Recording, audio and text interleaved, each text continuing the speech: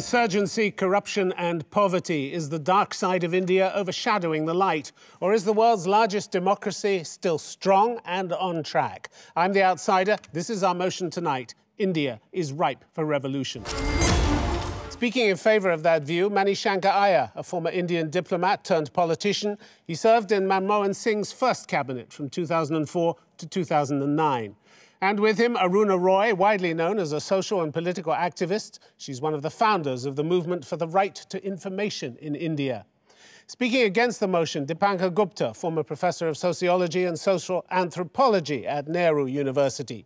And Bijayant Panda, known to my relief as Jay Panda, former businessman, now filling a seat in the lower house of parliament and representing the state of Orissa. Ladies and gentlemen, our panel.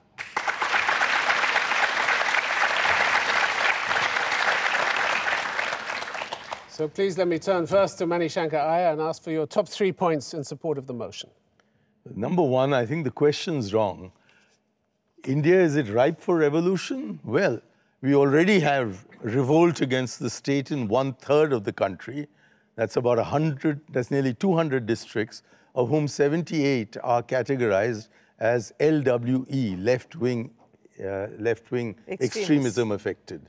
Second, we have a situation where the approach document to the 12th plan says that when the economy was growing at an average of over 8% per annum, the rate of poverty alleviation was under 0.8% per annum. Third, a statement by the Ambit Capital CEO of Bombay to the Indian Express saying that a little over 100,000 Indian families out of a population of 120 million had wealth in the amount of $477 billion in 2007, which was expected to triple to over $1 trillion by this year.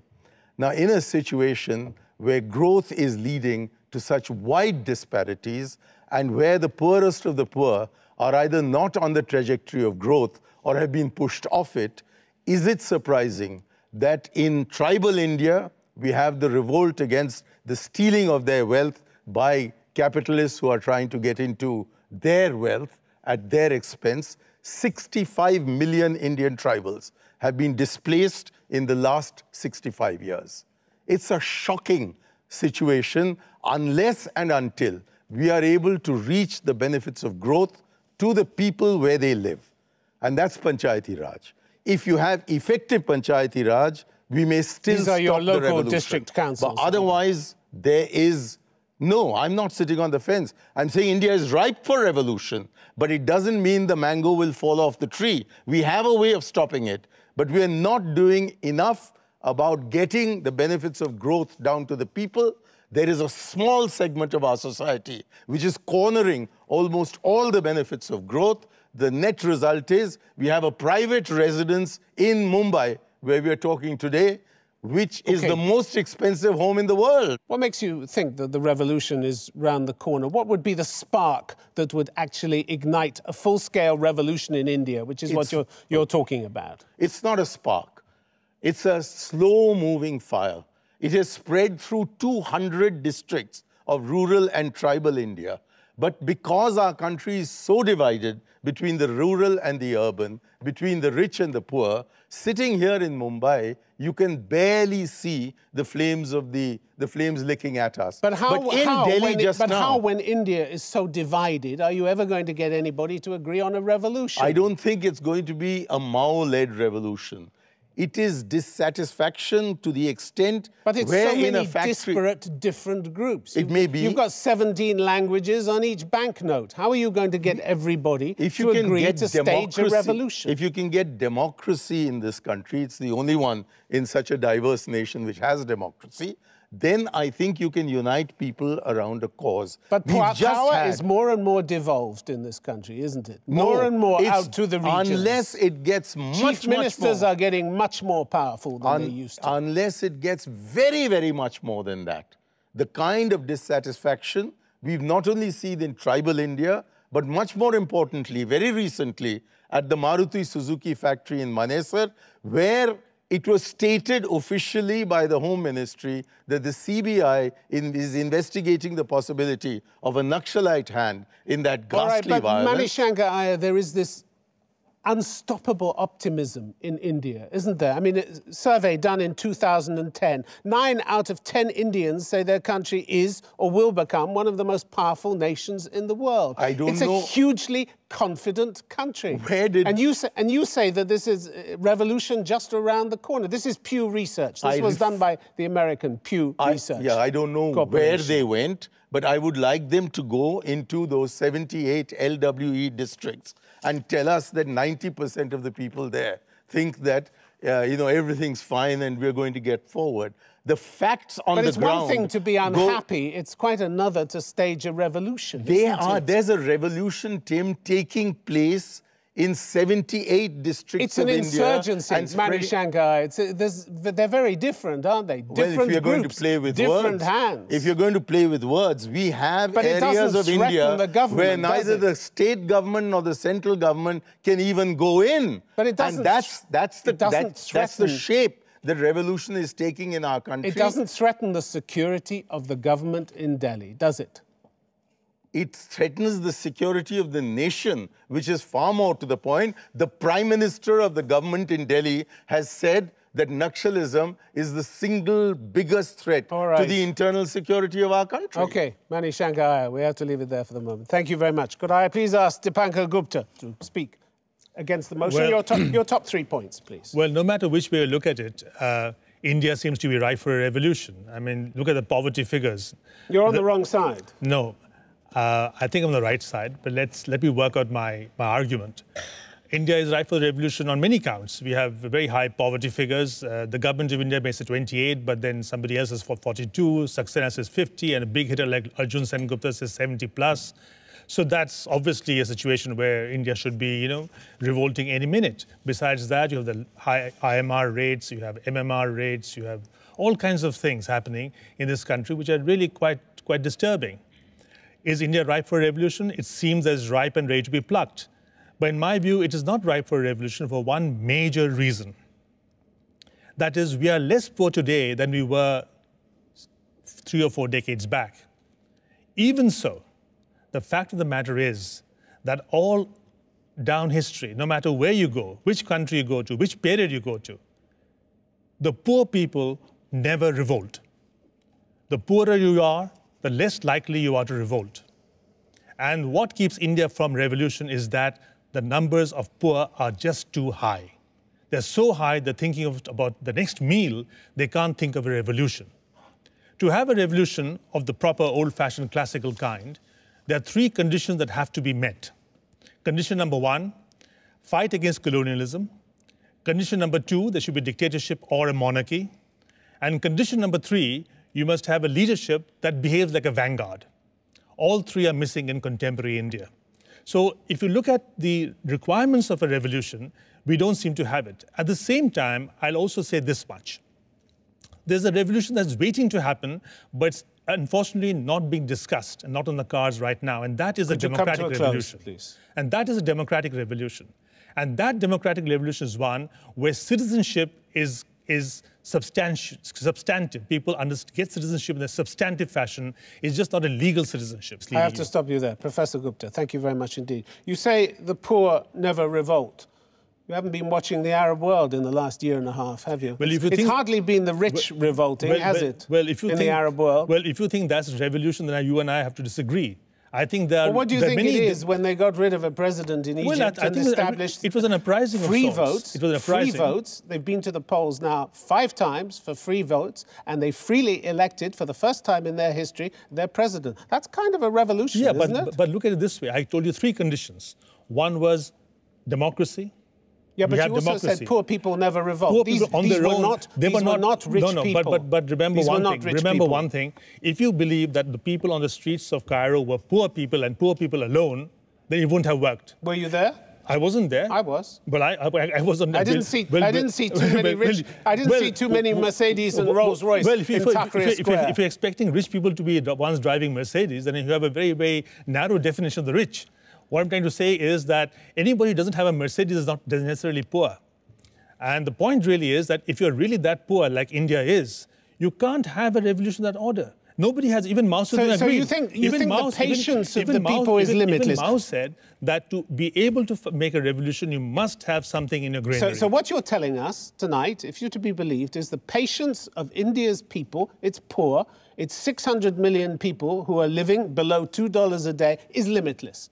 That nothing, yes, it's not their patience. patience is it's limitless. Not patience, it's frustration. They can't do it. They're weaponless, they're impotent. It's not patience at all. You've got insurrection in a third of districts. Who's weaponless? Well, you see, there are plenty of weapons. On that, we can... Did you see the fighting in Assam? On that, we can disagree. Over recent weeks? No, listen. You can have insurrection, you can have lawlessness, and I think what's happening today in India, especially with the rise of urbanization, with the fact that so many people are now leaving the village to come to the city and towns, and that there's no room for them, there is enough scope for unrest, lawlessness, and insurrection of the kind that comes up today and goes tomorrow. But if you want a revolution that changes the order of things, then you have to think differently. And I feel for that to happen... It would be very dangerous to assume that after what's been happening in 2011.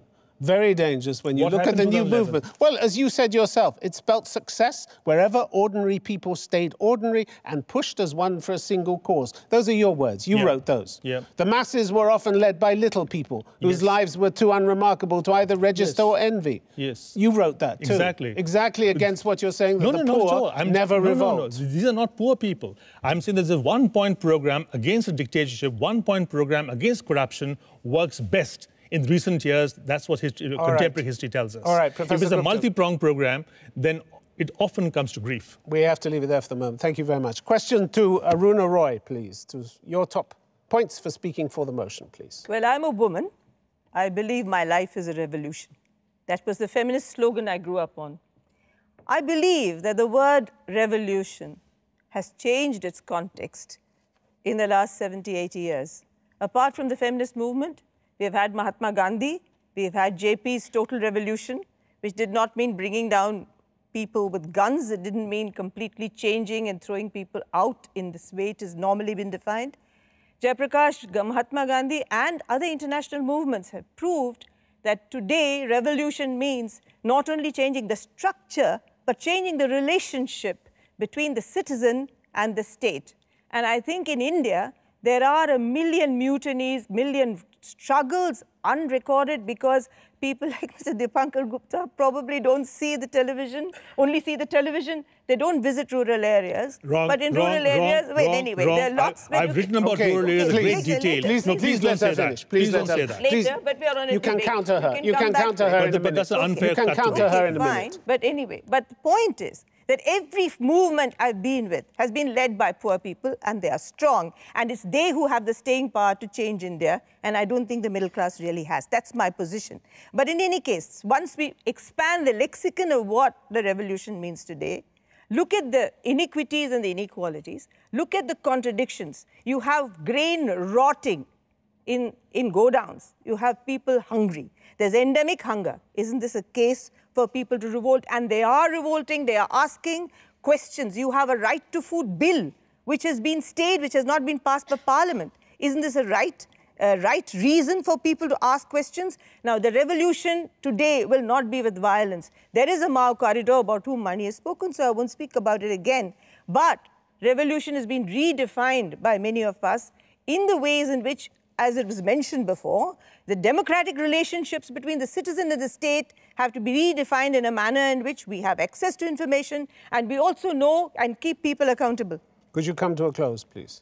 If you look at the civil disobedience or the satyagraha or the various issues about which Gandhi spoke, if you look at the numbers of struggles, people walking for land rights, you have the anti-nuke campaign, you have so many other things. So I do think that poverty, hunger, and all this cuts across languages, castes, every single other thing, and we can unite to fight for a more equitable, just, and equal India. Aruna Roy, thank you very much. But that's what you've been fighting for anyway and succeeding. So why do you need more revolution? You said yourself with the national law, the right to information law in 2005, you've given millions of Indians the same power as their members of parliament, haven't you? To ask questions, to redistribute power in a democratic framework. What's so wrong with that? That is a revolution, isn't it? It is a revolution. Why aren't you happy with that? Because the next step is accountability. There's no point just asking for information and proving that things are wrong. When you've proven that things are corrupt and institutions are corrupt, then there are no accountability systems. But you've said so it's helped. Fighting for accountability systems. You've said it's helped move towards more rational decisions based on fact, truth, and stated constitutional values in a democratic framework. That's so this right. is a huge step forward. It is a step it? forward, but it brings us to the next step, where corruption, when it's proven, action is taken. You know, Ansari was killed in Jharkhand. 15 to 20 RTI activists have lost their lives just because they brought out information. They've just been shot dead. If this isn't anarchy, if this isn't a complete deviation from the rule of law, if it's not lack of accountability, it's deviation, what is? But my point is you're making progress. You, pressure groups, political activists are making progress across India. But while we do this... You're making progress with legislation and with pressure as well. But while we do that, you have foreign capital coming in. There's POSCO, where people have been on strike for many years, where their voices are not being heard. But what does that got to do with the National Rural Employment Guarantee Act you brought in 2005, or you helped bring in 2005? 100 days' work a year, guaranteed to every family. But there's not going to be a revolution over that, is there? The Rural Employment Guarantee Act is being snuffed out in rural India. Their voices are not being heard. You didn't say that in April. Their demand is not being recorded. I've just come back from a visit to 4 states, and they are saying you're not capturing the demand. The bureaucracy wants to kill it. You said it's the first law. You said it's the first law that requires statutory social audits or public audits to be carried out. But the social audits are not allowed to happen. People gang up, the mafia beats up people who want a social audit. So you'll fight it as you have done in the past, and you'll get that. But you're a long way from revolution, aren't you? I'm afraid the revolution, the word revolution will have to be redefined for India. We will have to fight for total change, and that is a revolution. All right, Aruna Roy, thank you very much indeed. Jay Panda, your top 3 points, please, against the motion. Over the last 65 years, since we became independent, the biggest thing that has happened in India is that previously disenfranchised groups, Dalits, for instance, who had been the underclass for hundreds and thousands of years, have got stakes in the system. For example, in the very first parliament, about 50% of the members were lawyers and journalists, and all from upper castes. This profile has changed dramatically if you look at the latest parliamentary figures. Economic growth, while some people insist on running it down, listen to what economist Jagdish Bhagwati of Columbia University has to say. And he says that this argument that economic growth has not benefited the Dalits, has not benefited the underclass of India, is fiction masquerading as non-fiction. And he claims that 200 million Indians have been pulled out of poverty over the last 2 decades. Listen to economist Amartya Lahiri, who's been studying Dalits and tribals, and he concludes that they have seen sharp improvements in their relative economic fortunes. It is true that there are signs of individual inequity. There are billionaires that have been created. But if you look at the Gini index, which measures such things, India is still better off than countries like China and several other countries. Let me give you an example. Yesterday, a national TV crew came to Kendrapada, which is my constituency in rural Odisha. And they were surprised at the high percentage of village roads which are now concrete. So India is in transformation. These villages, which until a few years ago were cut off from the rest of India during monsoons, today have access to other villages, have access to markets for their produce, have access to nearby towns. Livelihoods are changing, lives are improving. Does that mean that India is perfect? No. Does that mean that everything is optimal? No. There are warts, but warts and all, India is a positive transformation story. So my take is, there's not going to be a revolution in the classical sense where regimes are going to be changed. We have that opportunity every 5 years in elections, but there will be revolutions in education and healthcare and on many other areas that will transform India. Okay, Jay Panda, thank you very much indeed. You talked about rural Orissa, your state. In Balangir, about 62% of the population live below the poverty line. You happy about that? Not at all. Your state accounts for nearly 20% of all malnutrition deaths in India. You have the highest infant mortality rate, 69 per 1,000 live births, and you talk about a little individual inequality, a little individual inequity. Tim, if you're going to be honest, you must also mention that in the last 10 years, the sharpest drop in child malnutrition has been in Odisha. You should also mention that this government, to which we are opposed, this central government, has recently announced figures that show that Odisha has had the best improvement in poverty figures. You can't talk about a little inequity when 87% of the state lives in rural areas with an annual per capita income of $250 US. My point is that India is a work in progress. Day. I understand. It's a bit more than a little inequality. My point is India is a work in progress, and you cannot run down the big picture by only looking at the glass as half empty. But how long do you expect people who are suffering to this extent to wait for the benefits to trickle down? I'm not talking about trickle-down economics here. I'm talking about changing the lives of people at the grassroots. No, I'm talking about how long before they pick up a gun and they walk and they demand their entitlements. Okay, so you're talking about... In the great modern India, how long? Do you expect their patience to be infinite? Because I think they see lives changing around them, because they see their lives changing. Let me cite again the example of villages which used to be cut off and are not cut off anymore. I think people recognize that change is coming to them. Who? The 476 out of the 240,000 households which are covered by the National Rural Employment Guarantee Schemes, they think that progress is coming to them? When did you last ask them whether they thought progress was coming to them? I spend about 12 days a month in my constituency. I have nearly 2 million people that I try to reach out to and connect on a regular basis. I ask them all the time. And Tim, the optimism that you talked about earlier is true. It is in the grassroots. It is in the villages of India. It's not coming from business leaders like Assam Premji, is it? He was talking about the violence at the Maruti plant, which your colleague was talking about, Indeed. Saying the incident is representative of social unrest building up within the country. Not just the Maruti plant. You talked also about the Assam violence. I think these are deplorable. But the fact is, violent incidents like these are fewer and further apart if you look at the track record of the last couple of decades. Fewer and further apart. Look at the increase in the Maoist terrorism that India has seen. That's not fewer and further apart. Let me quote the Economist. This is a huge increase. Let me quote the Economist, which has pointed out that in fact the movement is on the wane. Now, of the number of districts that are claimed to be under Maoist influence, in fact, the core influence that they have, where violence is really an issue which we ought to be concerned about, is a much smaller proportion. All right, Jay Panda. We're going to take a break now. When we come back, a question to the audience. What is the larger risk to India's stability? Violence and insurgency, or poverty and hunger? The answer in a few moments. Join us then.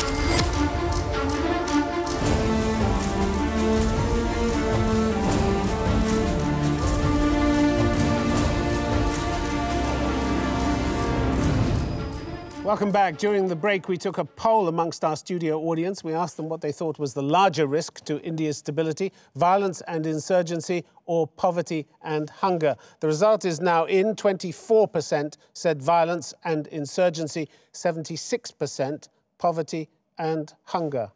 You agree with that, Aruna Roy? I do. Absolutely in line with your thinking? I think so, because it's a bigger and a much bigger problem, and the one, if you don't deal with poverty and hunger, you'll have more insurgency. Professor Dipankar and Gupta. Violence. Well, I think poverty and hunger are very, very important. But the fact of the matter is that if you're going to plan for the poor in terms of health for the poor and education for the poor and food for the poor, you'll get poor food, poor health, poor education. What you need to do is plan for the society, which is why I was talking about the democratic revolution, which is waiting to happen. And no one is talking about that. All right, I'm now going to throw the motion open to the audience in general. India is ripe for revolution. If you have a question, please put up your hand and we'll get a microphone to you. There's a lady in the front row.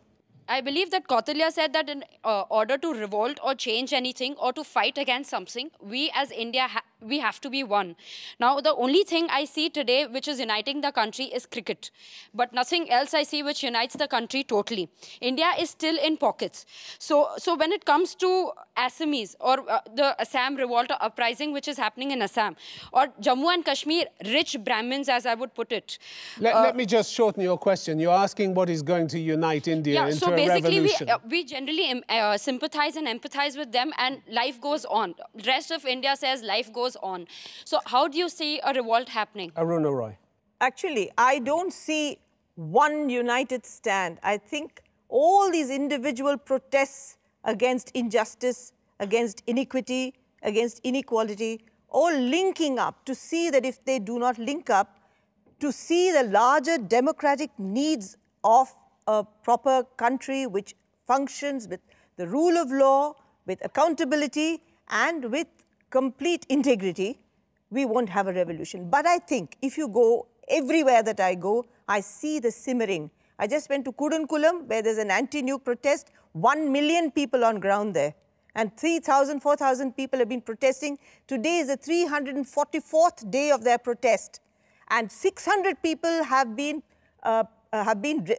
booked for sedition. All right, Jay Panda, you want to come in on this?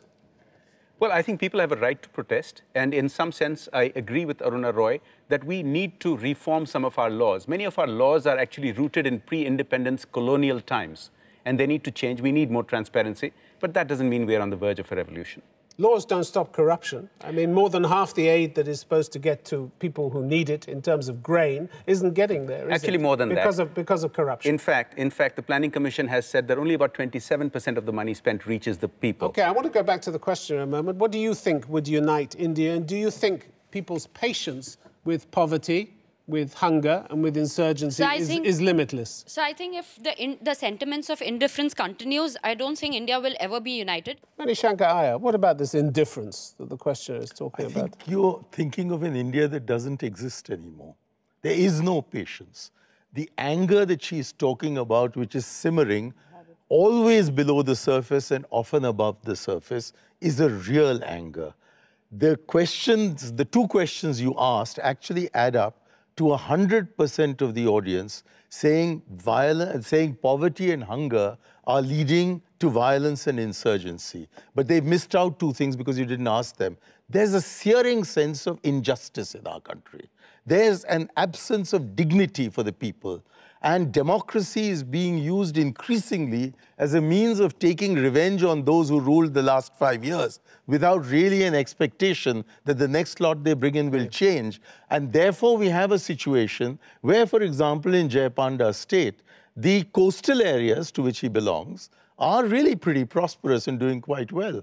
But it is in the forest areas of exactly the same state that we have perhaps the largest insurgency going on in the country, along with Jharkhand and Chhattisgarh. OK, let him come back on that. Sure, he can come back. But the point I want to stress is that please don't place before this audience alternatives which are actually linked one to the other.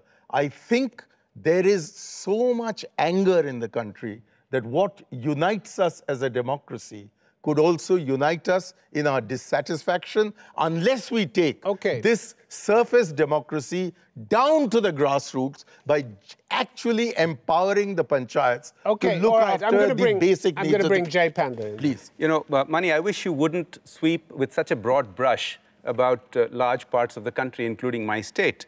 You know, even coastal Odisha has a lot of poverty, but it is in transformation, it is changing. Let me quote someone you might be a little familiar with. Swaminathan Iyer, who's a columnist and related to money, writes that agricultural wages have been rising all over India. Now, it is true that tribal parts of India have not been catching up as fast. But again, not with such a broad brush, because even the tribal parts of Odisha can be distinguished, and there are parts that are actually doing better, and there are parts that need to catch up. So I think we need to see the full picture, and I tend to see the glass as half full rather than half empty. Although Swami's blood is the same as the one that runs in my veins, he has a tendency to generally be wrong. And while agricultural wages have certainly been rising, inflation has been soaring. I don't know whether he's giving figures of real wages or not. I have a suspicion that the extent to which there is dissatisfaction in rural India is connected with the fact that input costs are much, much higher than procurement prices are, that wages are rising higher than, wages are rising less high than inflation is. There is also, much more than all this, a sense of disempowerment. After 65 years of democracy, the people of India should feel that their future is in their own hands. Okay, they don't, because there's no Panchayati Raj. I'm going to bring Dipankar Gupta in here. Searing sense of injustice, Manishankar Iyer has talked about. Well, there is a sense of injustice, and searing too, but all of that doesn't add up to a revolution. The reason simply is this, that each of us located in our own individual sphere or a collective sphere, we have interests which differ from the people in a different sphere. For example, the potato growers and onion growers and wheat growers don't think alike. However, I don't believe that India is fragmenting or breaking apart or can never be one. Remember, during the independence struggle, we were one. And why was that so? It's because we had leadership. It's leadership that makes us work together. It is not something spontaneous, it's romantic leadership business from the elite. From the elite. And it's not a romantic thing that we all one, we all hold hands and sing songs together. That's not. But India the elite's being one. fine. The elite's rich, isn't it? So it doesn't want a revolution. When you have a certain elite, when you have a certain elite that thinks society, only then can you have a one India. You can have a one India in a xenophobic fashion, anti-Pakistan, stuff like that. But you want to have a real one India that's working towards something. Like in Nehru's time, there was a goal they were working towards. Right or wrong, there was a goal. And that brought Indians together. And I think we lack that kind of leadership. Without leadership, there's no democracy. People don't make a democracy. Leadership makes a democracy. Leaders act, people react. All right, I'm going to take another question from the audience. Lady in the front row. I just want to ask a question, who are supporting against the right for revolution. So, we have got independence 65 years back, as you all know that. But there is no, I think, none of us have enjoyed our freedom till now. Because if it's not now, then when we are going to start the revolution, according to you? Dipankar Gupta. Well, I'm not sure I quite got your question, but if you're saying that we've been angry, simmering rage for decades, that's true. And this simmering rage has probably been exaggerated by the fact there's a great degree of migration from rural India to urban India. So while what your blood the other side of the bloodline may have put out facts which you don't quite agree with, the truth also lies in the migration that's taking place between rural and urban India, which is also leading to a great degree of hope amongst people. This horizontal movement is creating hope. Every time you move from village to slum, slum to a city, a little hope bubbles up. You seem to see a completely different India from Manishankar Iyer. It's as if you're in two different countries. No, we're not in two different countries. We're seeing the same India. No, but there are same India. But we are arriving at different conclusions. We are converting a concrete ceiling between classes into a glass ceiling. And aspirations are like flies hitting against the glass ceiling. They're unable to rise. And that is why, if we were ground in poverty, there'd be no danger. But because there is a rise, very, very slow for most people, and like a ballistic missile for others, there is the seething anger over the injustice of a society, which allows some to reach the moon and others to not even reach the ceiling. But Mani, the point is this, that there are people with aspirations and they can't experience what they aspire. There are people who can touch but cannot grasp. I agree with all of that. But if you really want this to become a concrete reality, heading towards a revolution, heading towards some massive social upheaval, you have to have a leadership that takes it forward. You cannot expect spontaneous revolts to take place, uprisings to take place. No, that is the point. But please note, it is in the poorest parts of India that insurgency is at its highest. I think you have to take a little hard look at the poorest parts of India. I don't know all the poorest parts of India, but I do know Jharkhand well, and I do know parts of Bihar well. And I can tell you this much. The story that's been put out in terms of Naxalism in these areas is highly exaggerated. What you do have, however, is buccaneer capitalism. You have the worst form of sleazy capitalism going on there, surface mining, no attention to safety of any kind, pollution laws, nothing of the sort. And what is being done, I think, very cleverly, is to use this Maoism as a shield to cover all these wrongdoings that are taking place in these countries. So very often, the story of Maoism is exaggerated by exactly those people who benefit from it. No, there are two Indias. Let's have no illusion about that. There is Bharat and India. No, there isn't. I am in India. I'm in India when I come to Delhi, but when I go to the rural areas, there is Bharat. Education is what, sorry? Bharat. We call it Bharat. Which means? Which is India. The way That's in the the other name of India in our India defines itself as Bharat. Our constitution begins by saying India that is Bharat. India that is Bharat. So Bharat is the vernacular speaking, where there's bad education, bad health, no access to anything, where you're driving people to urban areas because nobody wants to come and live in a Delhi slum or in a Bombay slum. They want to live in their own areas. You're driving them there. And since I live with those people, I know they don't come with happiness to Delhi looking for some great panacea. They come because they have to. You cannot have India without Bharat and Bharat without India. You just imagine. Can Delhi last a single day, or Bombay for that matter, last a single hour without Bharat supporting it? It's impossible. You need all the workers from Bihar. You need all the workers from Chhattisgarh and Jharkhand for your steel mills, for your factories, for your textiles, for making shirts, all those things. But you don't pay them minimum wages. That's a different point. The point simply is that the Bharat, that India they're talking about, without the two intertwining, and of course, this twinning is not a symmetrical one. Without that happening, India, Bharat, by any name, wouldn't last an hour. Okay, because you need that Bharat to support India. And India to support Bharat. You know, the two Indias are actually coming together all the time. And today in rural India, you will find people making comments through Facebook and demanding accountability in a sense that they were not able to do some time ago. Now, let's talk about rural poverty. Now, we talked about agricultural wages going up. Who is that hurting? It's actually hurting landowners, not the landless poor. So what is the seething anger that we are talking about? There is immense anger against corruption, but there's not going to be revolution. People are going to vote the bums out who are involved in the corruption. Now, migration. Supposing there isn't a choice. There is choice. There is choice. Now, migration patterns are changing. Look at Punjab today. They do not get labor because migrants from Bihar and Odisha are no longer coming in the same numbers that they used to come over the decades. Things are changing. Okay, all right. I'm going to take another question. Gentleman in the center there. Yes, you in the check shirt. Yeah. My question is for the jury, for the motion. They are saying that revolution is RIP. It is about to happen. But what do we expect out of this revolution?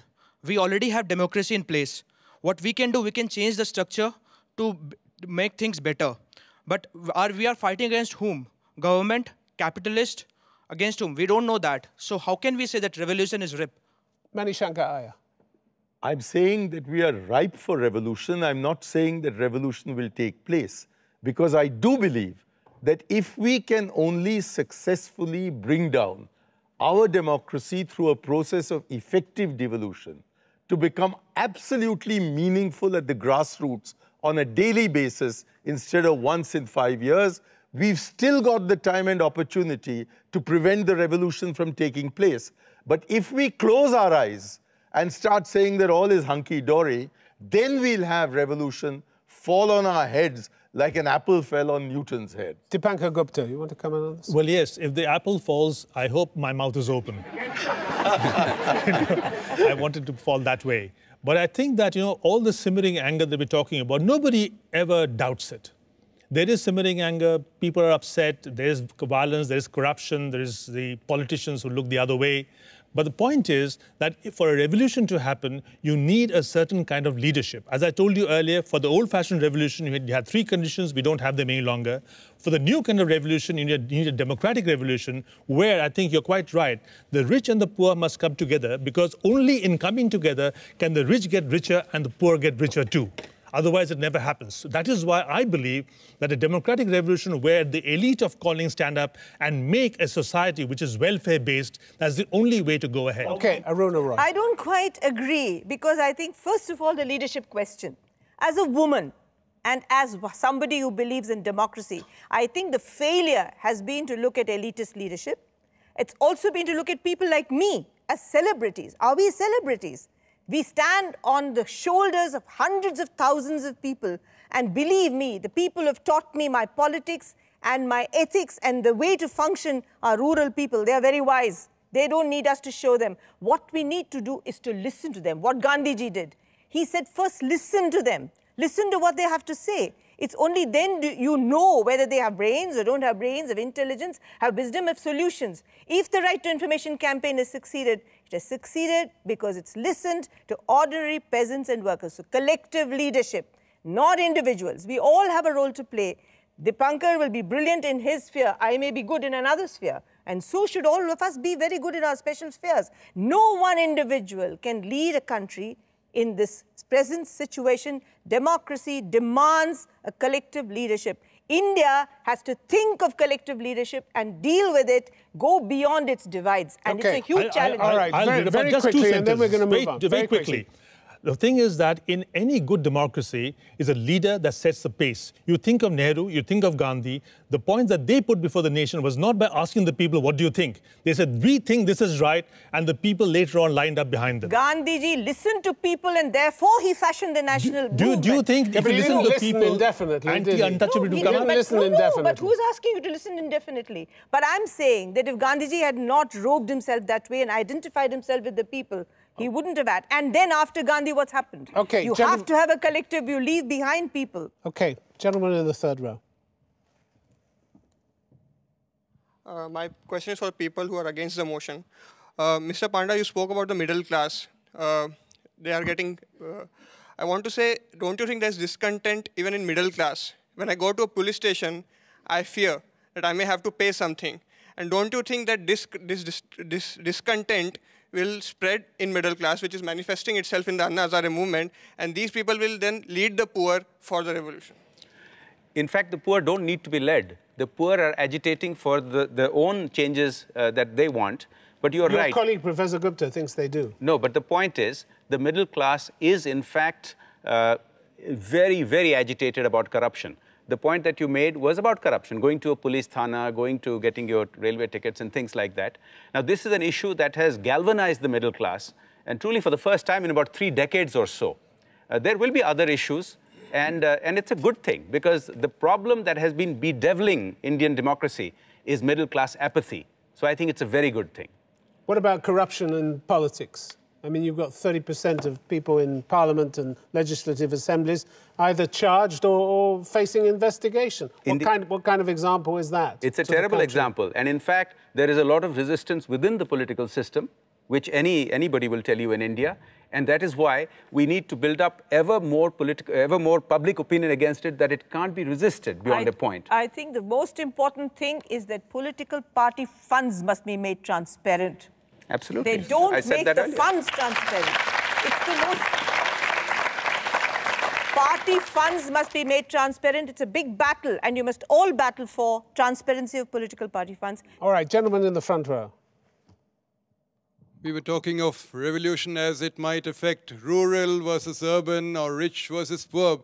But I'm talking of something which is potentially dragging the whole country down as a whole.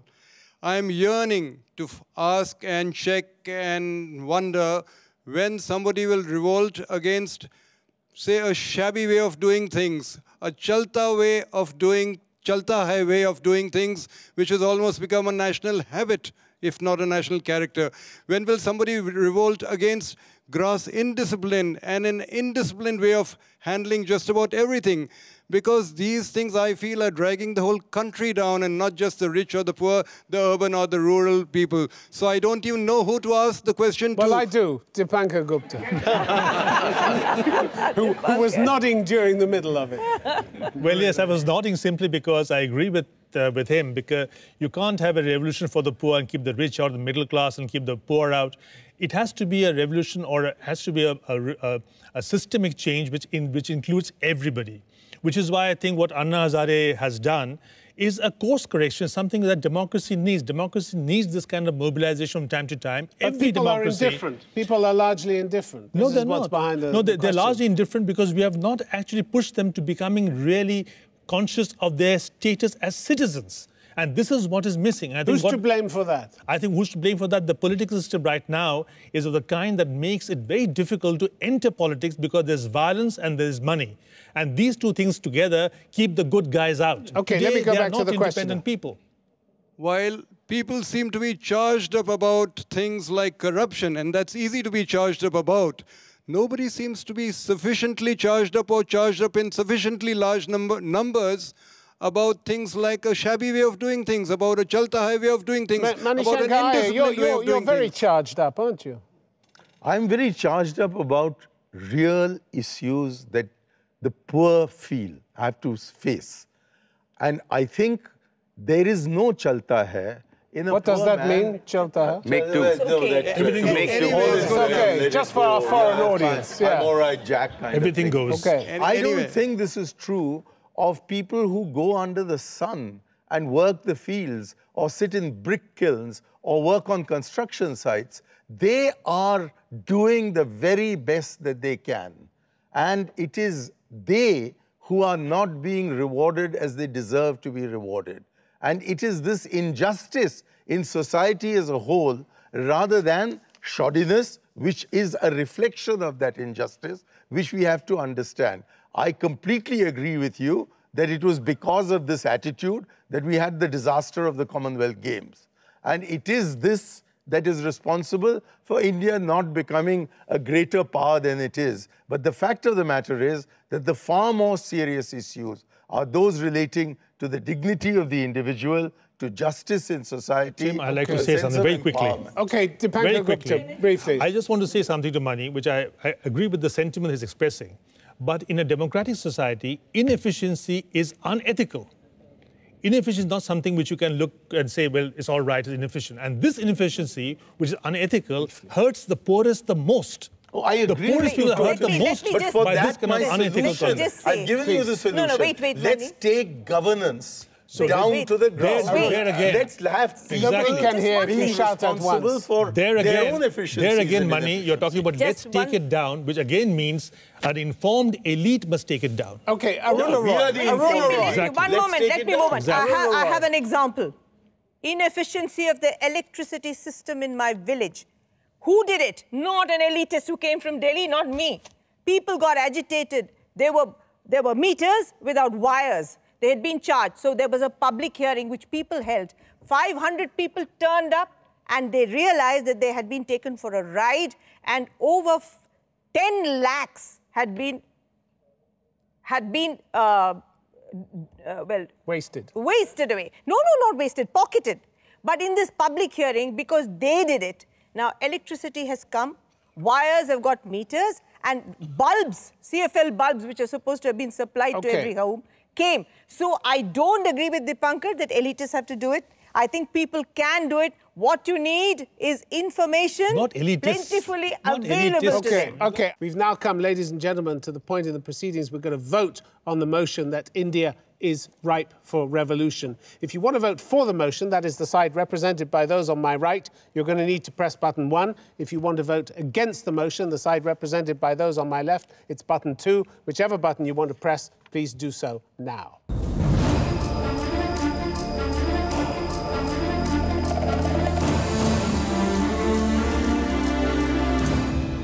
All right, ladies and gentlemen, the audience has spoken. The verdict is in. 58% say India is ripe for revolution. 42% say it isn't. So the motion has been carried. Let's look at how you voted before the debate. So the result then was 60% for the motion and 40% against. So you have swung 2% towards those who are against the motion. Better, fewer, but better. Dipankar Gupta? Yeah? Better, fewer, but better. Let him said that. Aruna Roy? Well, I think most of us in India are simmering, and that's what it reflects. OK, Most of us Jay are Panda. simmering. Well, I wish we'd swung the audience more simmering. than 2%, but I think time will bear us out. I think if we look forward to the next 10 or 20 years, we'll have many positive revolutions, but not the kind that they're talking about. All right, my thanks to our panelists for coming all the way here, to our audience in the studio and around the world. Do keep in touch with us via our website, www.theoutsider.tv. Till then, from the Indian city of Mumbai, good night.